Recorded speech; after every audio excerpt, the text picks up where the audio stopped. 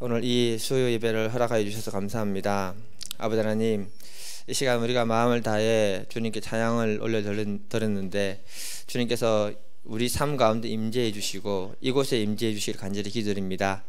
아버지 하나님, 오늘은 우리가 찬양대를 통해서 하나님이 하시는 일들을 살펴보기를 원합니다. 우리의 삶 가운데 이런 믿음의 역사들이 늘 일어날 수 있도록 축복하여 주시기를 간절히 기도드립니다. 이 시간 주님께서 저와 함께 하실 줄 믿고 감사하며 예수님 이름으로 기도드립니다. 아멘.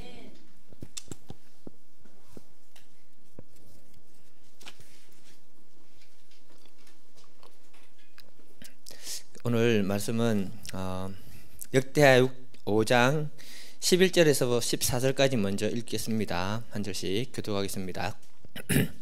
이때에 제사장들이 그 반열대로 하지 아니하고 스스로 정결하게 하고 성소에 있다가 나오매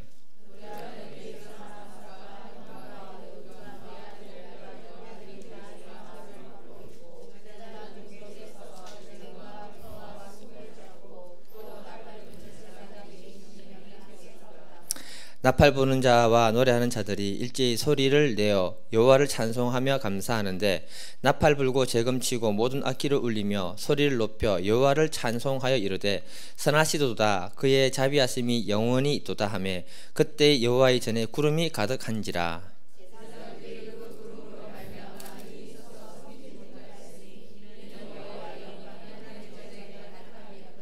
아멘. 역대하 20장 14절하고 14절에서 23절까지입니다. 여호와의 영이 회중 가운데 레위 사람 아사엘에게 임하셨으니 그는 아삽 자손 마따냐의 현손이요 여이엘의 증손이요 브나의 손자요 스가라의 아들들이더라.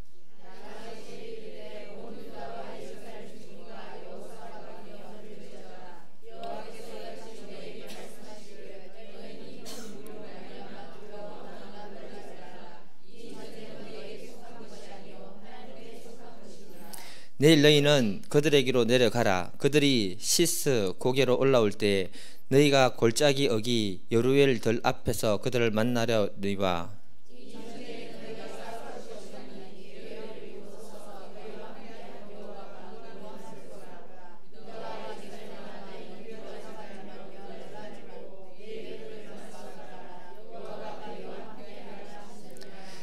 여호사밧이 몸을 굽혀 얼굴을 땅에 대니 온 유다와 예루살렘 주민들도 여호와 앞에 엎드려 여호와께 경배하고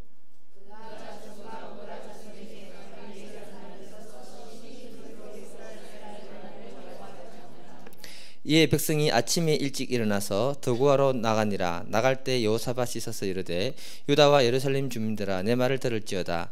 너희는 너희 하나님 여호와를 신뢰하라. 그리하면 견고히 서리라. 그의 선지자들을 신뢰하라. 그리하면 형통하리라 하고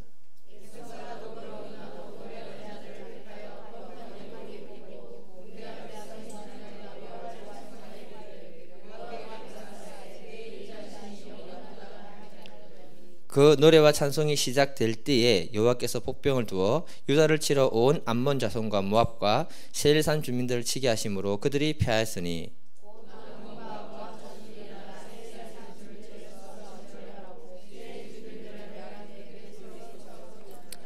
아멘.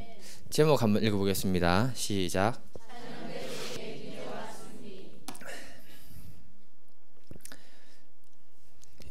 찬양대에 대해서 같이 오늘 한번 보겠습니다. 하나님이 허락하신 악기 중에 최고 좋은 악기가 뭔지 아십니까? 사람의 목소리래요. 저는 노래를 잘 못해서 잘 모르겠는데 한 번씩 TV 프로그램 중에 복면가왕 있잖아요. 그거 보면 그 앞에서 노래 듣는 사람들이 소름이 돋을 정도로 노래를 잘 하는가 봐요. 저는 안 가봐서 모르겠습니다. 근데 그처럼 인간의 노래 속에는 보이지 않는 강력한 힘이 있고 감동이 있다는 것을 이렇게 얘기하는 것 같아요. 인간의 목소리는요 악기가 낼 수 없는 소리를 낼 수 있대요. 그런 의미에서 우리 노래 한번 들어볼까요? 노래 한번 들어주세요. 아니 그거 말고 저 잘 들어보세요. 남자인지 여자인지 한번 확인해 보세요.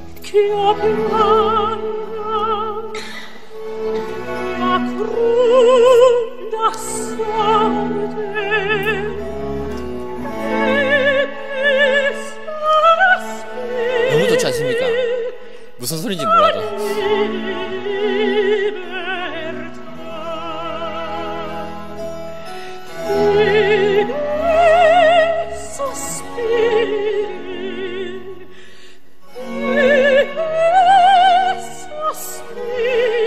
네, 끝까지만 할게요. 예. 자, 들으셨는데 남자 같습니까? 여자 같습니까? 손 들어보세요. 자, 남자다. 자, 손 내리시고. 여자다. 예, 반반이시네요. 예. 중세 시대에 가면요, 찬양대를 만들 때 변성기가 되기 전에 거세당한 찬양대원들이 있었습니다. 그 당시 여자들은요, 찬양대에 설 수 없었습니다. 감히 어떻게 씁니까? 고린도전서 14장 34절에 보면 여자는 교회에서 잠잠할지어다, 이 말씀 때문에 교회에서 큰 소리 치는 것도 안 되고 노래를 교회에서 부르는 것도 안 될 뿐더러 밖에 가서 여자들이 노래하는 것도 안 되는 그런 시대가 있었습니다. 그래서 교회는 이 중창단을 만들 때 여성의 목소리를 내는 사람이 필요로 했습니다. 그때 등장한 사람이 누구냐 하면은 카스트라토라는 이 남성이 등장합니다. 예, 카스트라토는 무슨 말이냐? 라틴어로 거세당한 자라는 말입니다.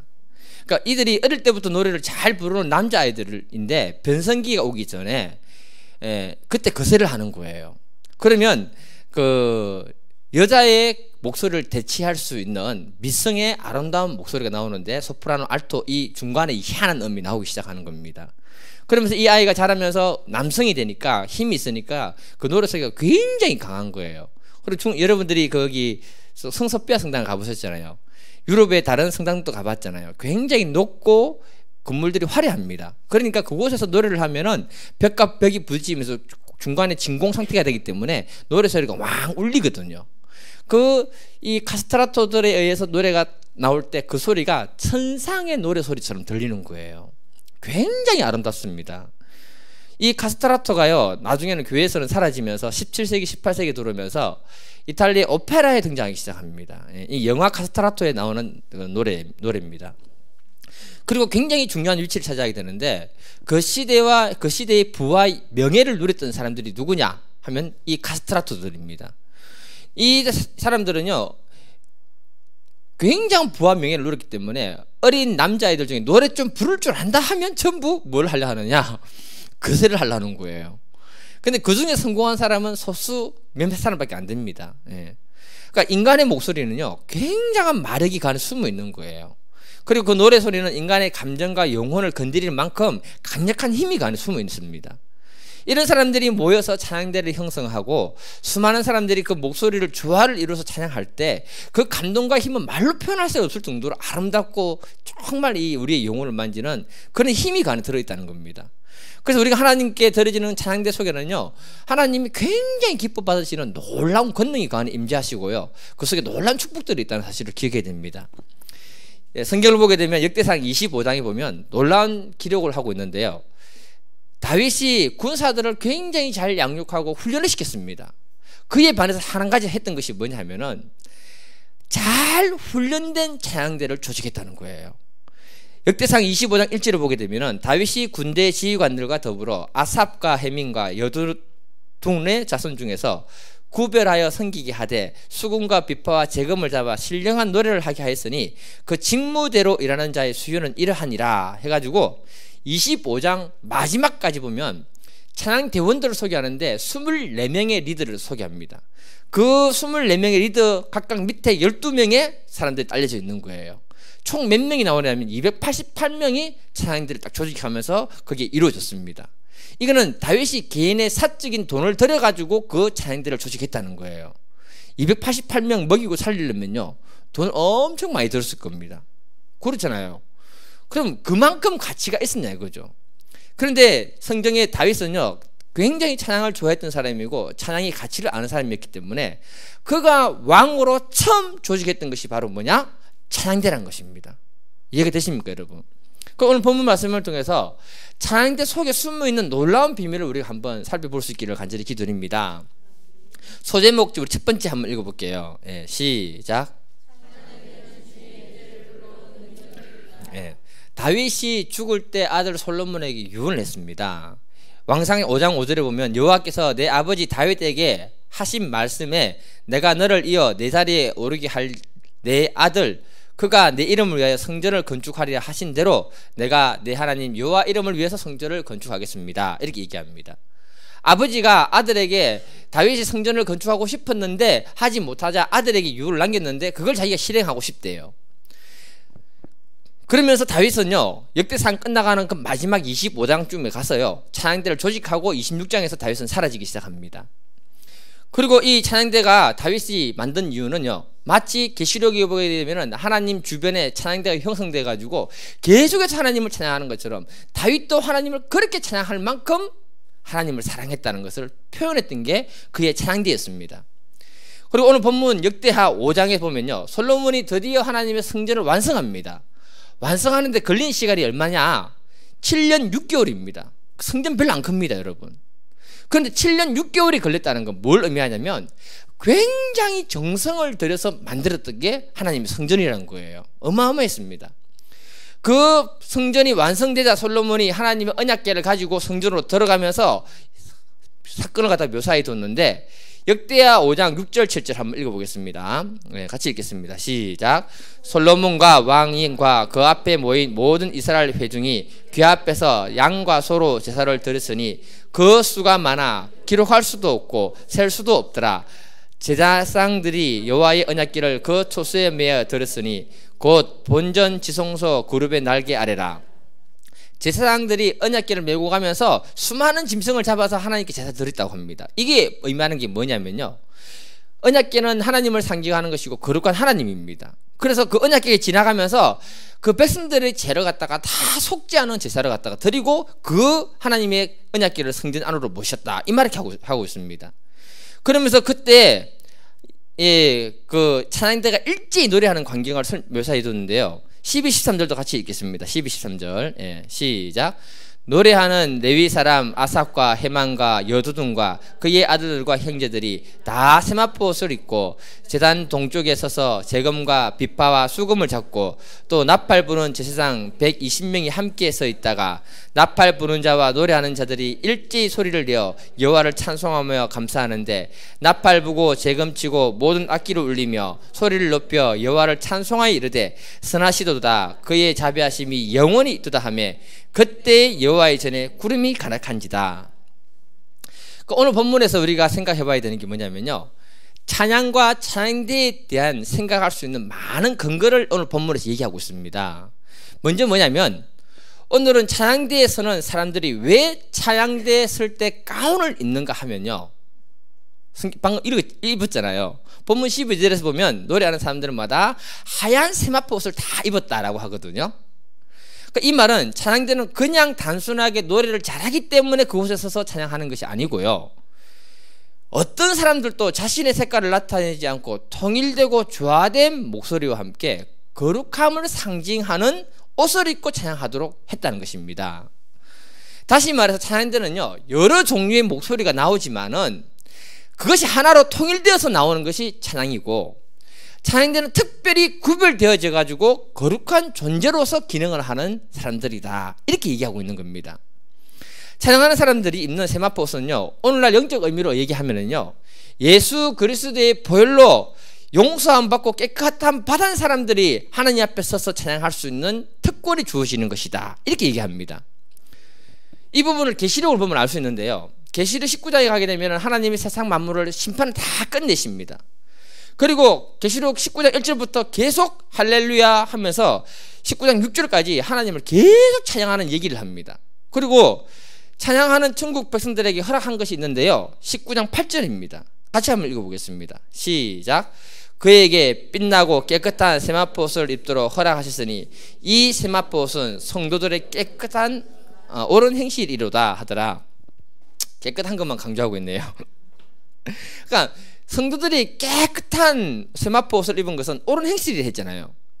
그러면 저와 여러분들이 무엇을 통해서 옳은 행실을 가질 수 있는가? 저는 저 개인적으로 아무리 생각해봐도 내 안에서는 선한 것을 찾을 수도 없고 옳은 행실을 찾을 수 없다는 것을 저는 결론 내렸습니다. 그러면 하나님의 백성들이 어렵다함을 받고 옳은 행실을 옳다 하는 말을 갖다가 들을 수 있는 것은 오직 예수 그리스도의 보혈을 의지하고 그분이 우리를 의롭다 하신 그 칭의를 말하는 것이 바로 뭐냐면은 하나님이 허락하신 깨끗한 세마포시라는 것입니다. 그걸 통해서 구원받아서 하나님 나라 가서 영원토록 하나님 앞에 찬양하도록 하는 것이 바로 뭐냐? 이 세마포 옷을 입고 찬양하는 거라고 말하고 있는 거예요. 그래서 찬양대를 섬기는 분들은요, 굉장한 자부심을 가지시길 바랍니다. 정말 다시 말해서 찬양대원은요, 최소한 찬양하는 그 시간만큼은 주님의 보혈을 의지하고 정결함을 덧입은 상태에서 하나님께 올려드리는 찬양을 하는 사람이라고 얘기하는 겁니다. 이들이 마음을 다해서 찬양할 때요, 하나님의 은혜가 성전에 가득하게 된다고 이렇게 말하는 겁니다. 우리가 찬양을 목소리로만 하는 게 아니잖아요. 목소리만 하면요, 저는 찬양하면 안 됩니다. 박치고 엄치잖아요. 그러나 우리의 마음을 담아서 하나님께 올려드릴 때 하나님 그 찬양 받으시잖아요. 그 속에 우리의 영혼을 살리는 놀라운 믿음의 역사가 일어나거든요. 그래서 다윗도 뭐냐면은 찬양대를 선별할 때 특별히 구별해서 세웠고, 그리고 그 찬양대가 다윗 입장에서는 굉장히 존귀하고 아름다운 사람이었다는 것을 말하고 있는 거예요. 그러니까 이 시대에 하나님이 몸된 교회에서 찬양대로 봉사하는 분들은요, 굉장한 자부심을 가져야 되는 거예요. 이해가 되십니까, 여러분? 그 찬양을 하나님이 받으시고요, 그 찬양들을 통해서 하나님이 일하시는 게 굉장히 많다는 것입니다. 오늘 본문에서 또 찬양에 필요한 악기를 하나님 말하고 있는데요, 제금과 비파와 수금과 나팔 부른 자. 13절에 보게 되면요, 모든 악기가 다 총동원됐다고 얘기합니다. 제가 왜 이 부분을 거론하는가 하면요, 보수 개혁주의를 지향하는 교회들 중에는 악기를 제한적으로 허용해야 한다고 말하는 분들을 제가 보았습니다. 왜냐하면 악기는 사람의 감성을 자극한다는 거예요. 이렇게 사람을 감성을 자극해서 찬양을 하면 사람들이 찬양의 열기 속에서 막 흥분을 막 한다는 거죠. 그리고는 말씀 들을 땐 다 앉아서 이렇게 천국 가시고 뭐 그런데요. 특히 중고등부 가게 되면 막 붕붕 뜨면서 이렇게 하다가 애들이 말씀 들을 때는 다 나가버린대요. 그걸 보고는 사람의 감정을 자극하는 이 부분에 문제가 많다라고 이렇게 지적하시는 목사님들이 있습니다. 저도 그건 인정을 합니다. 그러나 하나님은 사람에게 감성을 주셨습니다. 찬양을 통해서 하나님께 나아갈 때 악기의 도움이 반드시 필요합니다. 제가 지난 시간에 엘리사가 기도할 때, 하나님께 응답받기 위해 기도할 때 검문고 타는 사람 불러오라 했잖아요. 검문고 탈 때 성령에 감동되어 가지고 찬양하면서 예언을 했거든요. 이처럼 하나님은 우리의 감성을 자극하는 악기를 갖다가 허락하셨다는 거예요. 과거 우리나라가 못 살 때요, 악기가 없을 때, 그때는요 어떻게 찬양했냐면 손악기로 우리가 찬양을 했습니다. 손악기가 뭔지 아십니까? 박수. 예. 박수를 치면서 흥을 돋고 가면서 찬양을 했다는 거죠. 그러니까 이 말은요, 박자를 맞춰서 노래할 수 있도록 악기가 도와주면은 굉장히 찬양에 유익이 된다. 예, 생각을 바꿔야 됩니다. 우리들이 박수는요, 피아노가 없든지 기타가 없을 때는요, 4분의 4박자, 4분의 2박자, 6분의 8박자 다 나오잖아요. 8분의 6박자가? 죄송합니다. 다 조절할 수 있잖아요. 예. 그리고 박수를 치다 보면, 찬양하다 보면요, 우리의 흥을 막 이렇게 돋궈 주거든요. 그러니까 하나님이 악기를 허락한 것은 정말 밋밋하게 아무 맛이 없이 그냥 찬양을 하도록 하신 게 아니고요, 감정 있고 감동 있고 흥겨움을 통해서 하나님께 나아가고, 그때 하나님이 임자심이 무엇인지를 경험하도록 허락하신 것이 바로 악기다. 저는 그렇게 생각합니다. 제같이 악기도 못 다루고 노래도 못하는 사람이 이 얘기한다는 거는 굉장한 일 아닙니까, 여러분? 정말 굉장한 일입니다. 남들은요, 우리 기타 옛날에 배울 때요, 6개월이면 끝나는데요, 나는 1년 반 해도 안 되더라고요. 그래서 때려치웠습니다. 아닌가 보다. 예. 그런 사람이 이런 얘기 한다는 거는요, 정말 한번 생각해 볼 필요가 있습니다. 오늘 본문을 다시 한번 보면요, 12절 후반절에 제금과 비파와 수금을 잡고 나팔 부는 제사장이 120명이 서 있다가 동시에 찬양을 해버린 거예요. 하는데 찬양대원은 288명이 겁니다. 다윗이 조직했던 그 사람들이니까. 그런데 이들이 하나님께 나아갈 때요, 동시에 120명이 찬양을 부르면요, 지금 동국대에서 축제하면서 노래 부르잖아요. 120명이 가서 나팔 큰 걸 갖다가 가지고 한번 동시에 부르면요, 그게 소리 마비됩니다. 동시에 이 나팔 소리가 천지를 진주하게 될 거예요. 그리고 거기에 여러 가지 악기들이 찬양해 보세요. 잘못하면은 그 악기 소리 때문에 사람들의 목소리가 죽을 수도 있습니다. 그럼에도 불구하고 하나님이 그 악기를 허락하셨고 그 모든 악기를 가지고 하나님 앞에 나아가 찬양할 때 14절에 뭐랬냐면은 제사장들이 그 구름으로 말미암아 능히 서서 섬기지 못하였더라. 하나님의 영광이 하나님이 전에 가득하였더라. 이렇게 기록하고 있습니다. 찬양대원들의 찬양과 악기가 조화되고 한 마음으로 찬양을 올려드릴 때 하나님이 성전에 가득하게 임재해버렸다라고 얘기하고 있는 거예요. 그때 제사장들이 서서 봉사를 해야 되는데 다리에 힘이 빠져가지고, 할아버지 할머니도 아닌데 다리에 힘이 빠져가지고 그 일을 못할 정도였다라고 이렇게 얘기하고 있습니다. 찬양대 속에 숨어있는 권능은요, 지금 이 자리에 하나님의 임재를 초청할 수 있는 강력한 힘이 있다는 사실을 믿으시기 바랍니다. 하나님이 이곳에 임재하시면요, 악한 영들이 이곳에 들어올 수 있겠습니까? 없겠습니까? 없는 거예요. 하나님의 임재가 있는 곳은요, 병든 인간들의 마음과 육신이 치유되는 겁니다. 그리고 찬양대를 통해서 나타난 하나님 임재는 세상의 그 어떤 무기보다도 강력한 무기가 된다, 이렇게 말해주고 있는 거예요. 한번 묵상해 보세요. 묵상하라고 또 주무시지 말고요. 도대체 우리 인간들이요, 무엇으로 하나님을 지금 이 자리에 초청하고 부를 수 있겠습니까?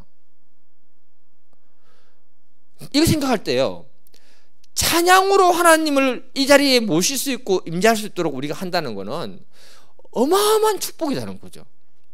제가 이 하나님의 음성을 들은 적이 있는데요, 하나님이 찬양을 너무 좋아하시는 거예요. 목회자 세미나 모임 있을 때 가서 은혜를 많이 받고 그 다음날 아침이 됐거든요. 주님과 산책하면서 기도원 주위를 쫙 걸었습니다. 사람들 걸으라고 보도블록 잘 깔았는데 그 보도블록 사이에 풀들이 막 올라오는 거예요. 잡초들이. 옛날에 한번 얘기한 적이 있습니다. 우리 교회도 풀이 많잖아요. 참 생각나서 말씀드리는데 토요일 4시에는 제초 작업이 있습니다. 토요일날 이번 주. 예, 아름다운 환경을 만드는 것은 쉬운 일이 아닙니다. 여러분들의 동참이 필요합니다. 그러니까 제가 그때 무슨 생각을 했냐면은, 정말 하나님은 왜 이렇게 잡초를 만들고 그들에게 강인한 생명력을 주었을까, 그렇게 생각하는데 순간적으로 무슨 음성이 들리느냐, 아들아 내가 만든 모든 만물은 나를 다 찬양하기 위해서 만들었다. 그런데 오직 인간만 나를 거부하고 찬양하지 않는다. 이렇게 딱 음성을 들려주신 거예요. 제가 똑똑히 들었습니다. 그리고 순간적으로 하나님 제게 눈을 열어주시는데요, 모든 풀들과 꽃잎들이 방긋방긋 웃으면서요, 하나님을 향해서 막 잎들이 이렇게 벌려가지고 이렇게 해가지고 이렇게 해가지고 하나님께 새벽이니까 있을 때 좀 있고요. 잘 생각하셔야 됩니다. 그래가지고 하나님께 막 이렇게 방긋방긋 웃으면서 찬양하고 있고요. 처음으로 내 나무가 손 벌리고 하나님께 바라보고 있는 걸 처음으로 그때 알았습니다. 주변에. 그리고 풀잎들의 잎들과 나뭇잎들이 반짝반짝 빛나면서 파랗게 떨리는 거 있잖아요. 그 타이밍을 맞춰가지고 아침에 새가 지저귀는 소리를 들리는데 새가 그 박자에 맞춰가지고 파라라 떨리는 박자에 맞춰서 노래하는 모습으로 들리는 거예요. 굉장히 아름다웠습니다. 순간적이었는데요, 만물이 하나님을 찬양하는 것이 얼마나 아름다운가, 그걸 제가 그때 순간적으로 보고 깨달았습니다. 이만큼 하나님은 찬양받기를 좋아하신다는 겁니다. 여기서 우리가 조금만 생각해야 되는 게, 더 생각해야 되는 게 뭐냐 하면요, 그러면 과연 여기 앞에 나와서 찬양대에서만 찬양하는 그 찬양만 하나님 받으시는가? 하나님 편에서 볼 때는요, 우리가 지금 찬양하는 이 모든 분들이 있잖아요, 다 찬양대에 속하는 거예요. 마음을 들여서 찬양할 때 우리 심령에 임재하시고 우리 삶에 임재하시면서 그분이 영역으로 역사하시는 거죠. 그래서 마치 뭐하고 똑같으냐면, 교회에 와서 찬양할 때 하나님 임재를 내가 충만히 받잖아요. 그 상태에서 우리는 뿔뿔이 가정으로 흩어지는 겁니다. 가정으로 흩어지면 하나님 임재가 있던 우리가 가정으로 갔을 때 그 가정에 어떻게 어두움의 영이 들어올 수 있겠습니까? 직장에 갈 때 어떻게 그 직장의 어두움의 영이 우리를 공격할 수 있겠습니까? 하나님이 우리들에게 그 임재를 통해서 선물로 주신 거예요. 하나님이 임재하신 곳은요, 더러운 것, 부족한 것 존재할 수가 없습니다. 그런데 하나님의 임재가 없는 가정, 교회, 지역은요, 더럽고 부족한 것이 막 범창하는 거예요. 그 지역의 교회가 강력하게 힘을 발휘하면 어둠의 영들이 자리를 못 잡습니다. 그 지역의 교회가 힘을 잃어버리면 나이트클럽이 들어오고요, 이상한 게 들어와서 그 주변을 확 장악해 버리는 거예요. 제가 그거 다른 교회 가서 봤습니다. 경험했습니다. 예. 밤새도록 부흥회를 하더라고요. 나이트클럽에서 죽는 줄 알았어요. 잠도 못 자고. 그리고 하나님의 영이 임재하지 않는 곳에는 미움과 악한 영들이 역사하기 때문에 계속해서 싸움이 일어나고 문제가 생기는 겁니다. 그러니까 우리가 지금 이 시간에 찬양을 통해서 하나님 임재를 경험하고 있다면 이 시간만큼 가장 귀한 것은 없다는 거죠. 이 하나님의 임재를 경험할 때 시작되는 것이 바로 뭐냐? 영적 전쟁이라는 겁니다. 네. 마귀하고 우리는 싸워 이길 수 없습니다. 하나님이 임재가 있는 곳에서 목사가 말씀을 전하면요, 강력한 시너지 효과가 나타나는 거예요. 제가 전에 주일날 말씀드렸잖아요. 큰 교회 목사님들이 설교할 때는요, 기본적으로 몇 점 묻고 시작한다? 기억나십니까? 50점 묻고 시작한다. 근데 개척교회 목사님들은 아무리 설교 준비 잘하고 설교 잘해도 그 감동이 어떻다? 맨 땅에 햇땡이 하는 것하고 거의 비슷한 수준을 하고 있다. 그러니까 아무것도 아닌 것처럼 보이지만 찬양 때가 성령 충만한 가운데 하나님의 임재를 불러드리는 찬양을 하게 되면 그 속에 놀라운 기적이 일어난다는 것을 우리에게 말씀하고 있는 것입니다. 우리 교회 찬양대가 늘 이런 믿음의 역사가 일어나기를 간절히 기도드립니다. 두 번째, 우리 한번 소제목 읽어보겠습니다. 소제목 시작. 성경에 보면요, 찬양대를 조직했던 왕은 다윗, 솔로몬, 여호사밧, 히스기야 왕입니다. 이 사람들의 특징은요, 하나님을 사랑했다, 말씀대로 살려고 했다, 특징입니다. 물론 솔로몬은 노년에 좀 타락을 합니다. 예. 그러나 전반부에 따라 굉장히 하나님을 사랑했거든요. 그리고 나중에 남유다가 완전히 바벨론에게 멸망당하고 난 다음에 70년 후에 포로가 1차, 2차, 3차로 이렇게 돌아오잖아요. 그러면서 예루살렘에 영적 부흥기가 들어오기 시작하는데, 그때가 언제냐면은 에스라, 느헤미야 시대입니다. 이 시대에 조직된 것이 뭐냐? 자, 느헤미야 2장 41절을 보면요, 노래하는 자들은 아삽 자손이 128명이요. 에스라가 2차 포로 기한 때 와서 예루살렘을 다시 영적으로 회복할 때 첫 번째 조직했던 게 뭐냐? 찬양대라는 겁니다.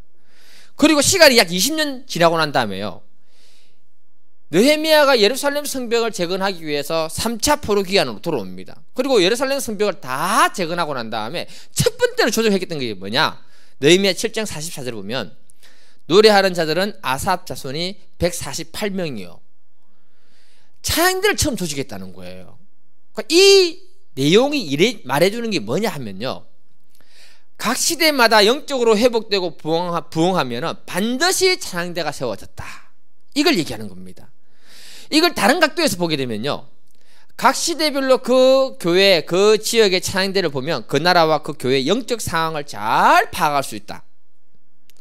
좀 더 구체적으로 말씀드리면요, 교회의 찬양대가 아직 형성되지 못했다는 것은 그 교회는 굉장히 미약한 교회다는 것을 말해주는 것이고요, 교회가 큰 교회이면서도 불구하고 찬양대가 잘 조직되지 않는다는 것은 그 교회에 굉장히 내적 갈등이 많고 문제가 많다는 것을 얘기하는 거예요. 찬양대는 그냥 세워지는 것이 아니고 영적 부흥기가 있을 때 같이 따라가서 세워지는 게 찬양대라는 것입니다. 그래서 교회를 방문했는데 그 찬양대를 보고 그 교회의 영적 상황을 재빨리 파악할 수 있는 거예요. 찬양대원들 중에 젊은 사람이 많다는 거는요, 그 교회가 힘이 있고 역동적이라는 걸 얘기하는 거예요. 찬양대가 여러 개 있다는 거는요, 서로 좋은 경쟁 상대가 있다는 것이고요, 서로 돌아가면서 섬길 수 있기 때문에 굉장한 시너지 효과가 있다는 말이고요, 또 서로 필요에 따라서 쉴 수 있는 기회가 있기 때문에 영적으로 재충전할 수 있는 기회도 주어진다는 겁니다. 그런 차원에서 보면 우리 교회는 찬양대 2개 있잖아요. 뭡니까? 임마누엘하고 할렐루야 찬양대 있지 않습니까? 굉장히 좋은 교회라는 말이에요. 제가 이 얘기하고 싶어서 그런 거예요. 그리고 찬양대원이 다 젊잖아요. 우리 교회 찬양대원들은 평균 연령이 30대 중반입니다. 별로 안 놀라시는데, 물론 평균 연령이 됐습니다, 제가. 네. 그래서 다른 교회인들에게 자랑할 수 있어야 되는 게 뭐냐면요, 우리 교회는 찬양대가 2개나 있다. 평균 연령이 30대 중반이다. 아버님도 들어오시면 30대 중반으로 떨어집니다. 네. 그 말은 뭘 의미하느냐면은 우리 교회는 굉장히 희망적이고 미래지향적인 교회라는 것을 찬양대를 통해서 말하는 거예요. 예, 잘 봐야 됩니다. 예. 그러니까 오늘 본문은 좀 특이한 내용으로 소개하고 있는데요, 본문의 배경을 보면 여호사밧 왕은요, 남유다의 왕이고 그 시대에 누가 계시냐면 북쪽에 아합 왕이 있었습니다. 이때 역대하 20장 1절을 보면요, 모압과 암몬과 마온 족속이 연합군을 이루어서 남유다 여호사밧 왕을 공격하러 왔다고 합니다. 얼마나 많이 왔느냐, 2절에서 2절이나 12절을 보면요, 큰 무리를 이루었다. 그 무리가요, 학자들에 의하면 120만 명의 대군을 이끌고 와서 지금 여호사밧 왕을 공격하러 왔다는 겁니다. 근데 사실 여호사밧 왕과 아합 왕이 북쪽에 있을 때는 굉장히 둘이 친하고 굉장히 힘이 강했습니다. 이때 그 윗동네에 누가 살았냐면 아람 왕국이 살았거든요. 아람 왕국이 살았는데 이 아람 왕국은 늘 북쪽에 아합 왕과 싸움하고 있었어요. 그래서 아합 왕이 자기 힘으로는 못 이길 것 같으니까 여호사밧 왕에게 우리가 동맹을 맺어서 저 아람 왕국을 공격하자, 그렇게 얘기를 합니다. 왜 그러냐면 둘이 사돈 관계거든요. 사돈은 친하잖아요. 안 친하면 안 되죠. 예. 그래 힘을 모아서 공격을 했는데 하나님이 그 악한 아합 왕을 죽일 계획을 세웠던 거예요. 그래서 그 전쟁에 완전히 참패해버립니다. 그리고 여호사밧 왕은 간신히 살아서 유다로 도망온 거예요. 여러분, 전쟁에 나가가지고 싸움에 지고 나면요, 효율적이 큽니까 적습니까? 굉장히 큽니다. 그때 주변 연합군들이 이때가 여호사밧 왕으로부터 독립할 기회다, 이 생각을 가지고 힘을 모아서 공격하러 온 거예요. 그러니까 여호사밧 왕은 굉장히 어려운 상황이었습니다. 그때 뭐 어떻게 기도하느냐, 역대하 20장 12절을 한번 읽어볼게요. 제가 굉장히 좋아하는 말씀 구절 중에 하나입니다. 예. 시작. 우리 하나님이여, 그들을 징벌하지 아니하시나이까. 우리를 치러오는 이 큰 무리를 우리가 대적할 능력이 없고 어떻게 할 줄을 알지 못하였고 오직 주만 바라봅니다. 너무 어려우니까 전적으로 하나님 의지하면서 주님만 바라보니 도와주시옵소서 간절하게 기도했거든요.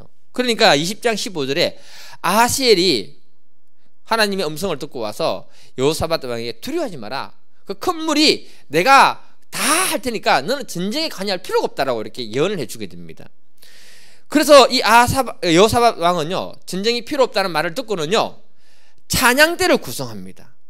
그리고는 하나님께 찬양하면서 전쟁터로 나아가는 장면을 갖다가 우리에게 소개하고 있어요. 이거 아무나 하는 거 아닙니다. 지금 120만 대군이 왔고요, 하나님 응답 주셨는데 여러분 입장 바꿔서 생각해 보세요.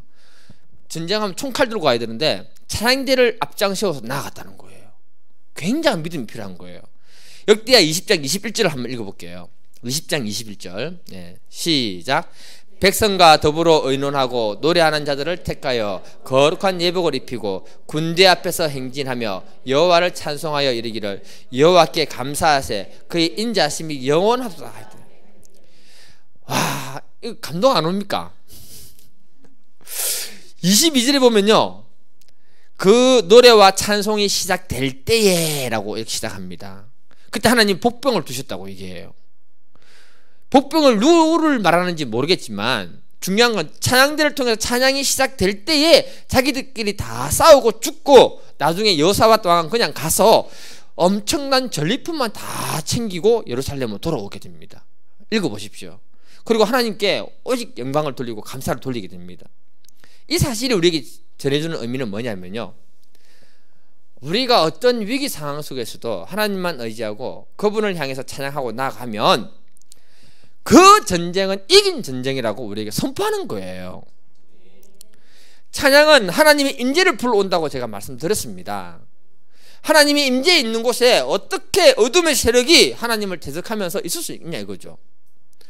찬양이 있는 곳에는 곧 승리가 있다는 것을 선포하는 것이기 때문에 우리들의 삶이 아무리 어렵고 힘들지라도 내 안에 찬양만 있으면 하나님이 어둠의 세력을 물리치시고 승리를 주님이 허락하신다. 이게 바로 오늘 본문의 말씀이라는 거예요. 찬양대 속에 숨어있는 그 놀라운 권능을 우리가 소유할 수 있기를 간절히 기도드립니다. 이스라엘 백성들이 가장 하나님을 뜨겁게 찬양한 적이 언제인 줄 아십니까 여러분? 한번 맞춰보세요. 너무 오래 걸리면 안 됩니다. 인이야, 와, 너 지금 소리도 돋았다. 너 할렐루야다. 오, 청년부입니다. 예. 오, 대단하다. 아, 이거 생각하는 사람 진짜 대단한 사람입니다. 출애굽기 15장이에요. 뒤에서 이집트 군대들이 쫓아오고요, 앞에는 홍해가 있고요, 이스라엘 백성들은 더 이상 도망할 곳이 없는 상황이었습니다. 그러니까 백성들은 원망하고요, 모세는 하나님께 기도하니까 하나님, 니는 가만히 있어라, 네가 구원을 볼 것이다. 그러고 난 다음에 지팡이를 내밀었을 때 홍해가 갈라졌잖아요. 그리고 그곳을 백성들이 지나가는데 애국 군대들이 따라와가지고 그 물살 속에서 전부 이렇게 수장당하는 것을 보는 거예요. 그리고 출애굽기 15장은 모세와 미리암이 그 전능한 하나님 보고 너무 감격해가지고 그 백성들이 다 노래하는 장면입니다. 15장 1절 한번 읽어볼게요. 15장 1절.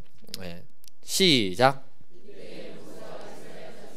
노래로 여호와께 노래하니 일러스되 내가 여호와를 찬송하리니 그는 높고 영화로우시며 말과 그 탄자를 바다에 던지셨습니다.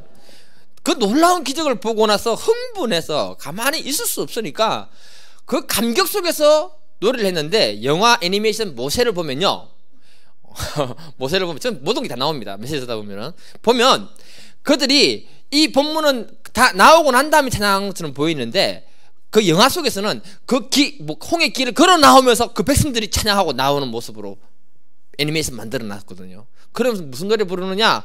아시라 나도나이 기가오가, 아시라 나도나이 기가오가, 미카 모카 바엘리 마도나이, 미카 모카 네 다르와 코데시, 나키카 비아스테카 암주다 알카, 나키카 비아스테카 암주다 알카, 아시라. 좀 아쉽네요. 내 노래를 잘하면 얼마나 기분 있게 할 것 같은데, 이 노래를 부르는 거예요. 예, 그 노래를 내가 외웠거든요. 예. 굉장한 승리와 감격에 하나님을 높이면서 그 이스라엘 백성 전체가 그 노래 부르면서 나오고 있어요. 첫 번째 찬양대가 거기에 있는 거예요. 하나님이 임재와 능력과 승리를 갖다가 경험했던 게 그 노래라는 거죠. 예. 이 노래 가사가 뭐냐면요, 내가 하나님께 노래하리니 이는 그분께서 영화롭게 승리하셨으며 말과 거기 탄자를 바다에 던지셨습니다. 여호와는 나의 힘, 나의 노래, 나의 구원이시다. 이 얘기입니다. 홍해를 건너면서 올려드린 그 백성의 찬양대가 처음 찬양대라는 거죠. 그 찬양대가 노래했을 때요, 하나님이 임재하는 그 승리에 감격해서 몸둘 바를 몰랐던 그 믿음의 역사를 말하고 있는 거예요. 그래서 우리 찬양대는 바로 이래야 한다는 겁니다. 이미 하나님은 우리에게 승리를 허락하셨습니다. 그래서 찬양대에 있는 분들은요, 찬양을 승리의 확신 가운데 선포하는 거예요. 나의 삶 속에 있는 그 문제 앞에 찬양대 의원들은요, 승리의 확신을 가지고 선포하면요, 하나님이 그 모든 문제를 갖다가 다 쓸어버리고 해결해 주신다는 겁니다. 그래서 우리 교회에 찬양대를 섬기는 분들이 무슨 말씀을 하시는가 하면요, 제가 이런 말씀을 들었어요. 우리 찬양대에 들어오기만 하면 문제가 술술 풀린다. 남편 사업도 풀리고 자녀 문제도 풀리고 우리들의 삶에 꼬인 문제가 풀린다고 말하시는 분이 있었어요. 내가 거론 안 하지만, 그런 일은요, 하나님의 임재를 불러오는 그 찬양대의 특권이기 때문에 그런 말을 저는 할 수 있다고 생각합니다. 그래서 어떤 면에서 보면요, 찬양대는 영적 전투에서 선봉대 앞에 선 특공대와 같은 역할을 한다. 예. 여호사밧 왕이요, 찬양대를 선봉대로 세우고 나아갔을 때 굉장히 놀라운 기적을 경험했다고 기록하고 있습니다. 그래서 찬양대원들은요, 자부심을 가져야 되는 거예요. 여호사밧 왕은요, 찬양대를 통해서 큰 은혜를 경험하고요, 어떤 은혜를 소개하느냐 하면 20장 29절 30절 같이 한번 읽어볼게요. 예, 굉장한 은혜를 얘기합니다. 시작. 이방 모든 나라가 여호와께서 이스라엘 적군을 치셨다 함을 듣고 하나님을 두려워함으로 여호사밧의 나라가 태평하였으니 이는 그의 하나님이 사방에서 그들에게 평강을 주셨습니다. 찬양대를 형성해서 찬양 한 번 잘했는데 하나님이 주변 모든 사람들을 두렵게 만듦으로 평강을 허락해 주셨다라고 합니다. 찬양이 그들은 모든 어둠의 세력들을 묶어버리니까 하나님 허락하신 놀라운 평강이 우리를 사로잡았다, 이렇게 얘기하는 거죠. 네. 이 하나님이 이런 은혜를 우리의 삶에 주실 줄 저는 믿습니다. 우리가 찬송가에 보게 되면은 마틴 루터가 지은 찬송이 있는데요, 마틴 루터는 말씀을 통해서 복음이 주는 그 의미와 마귀가 제일 무서워하는 것이 뭔지 하면 십자가 구속을 찬송하는 그것이 마귀가 제일 두려워한다는 것을 깨달았거든요. 그리고 마틴 루터가 종교개혁을 한참 할 때잖아요. 엄청 그를 힘들게 했습니다. 로마 가톨릭은요, 루터를 향해서 핍박하면서요, 루터 너 반드시 오늘 잡아서 너를 능지처참에 죽일 것이다. 죽음의 위협 속에 있었습니다. 그때 이 사람이 이 찬송가를 만든 거예요. 그리고 이 찬송을 하면서 그 시대 가장 거대했던 가톨릭의 그 거대한 세력과 싸워 이기고 종교개혁을 갖다가 승리를 이끌었던 장본인이 마틴 루터입니다. 그 불렀던 노래 찬송가 짧은데요, 우리 다 끝났거든요. 예. 같이 한번 일단 불러볼게요. 반주해 주시고요, 찬송가 585장 띄워주세요. 굉장히 중요한 찬송입니다. 같이 한번 부르겠습니다. 예.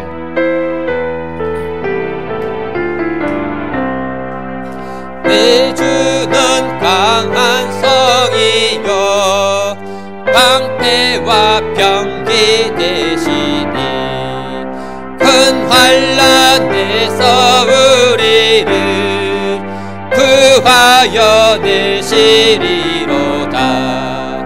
옛 원수 마귀는 이때도 힘을 써 모략과 권세로 무기를 삼으니 천하에 누가 당하랴. 2절 힘만 의지할 때는 패할 수밖에 없도다.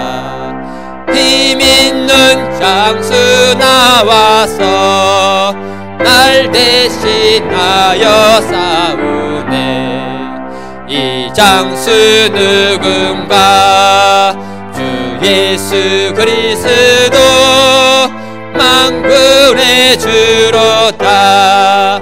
당할 자 누구랴 반드시 이기리로다.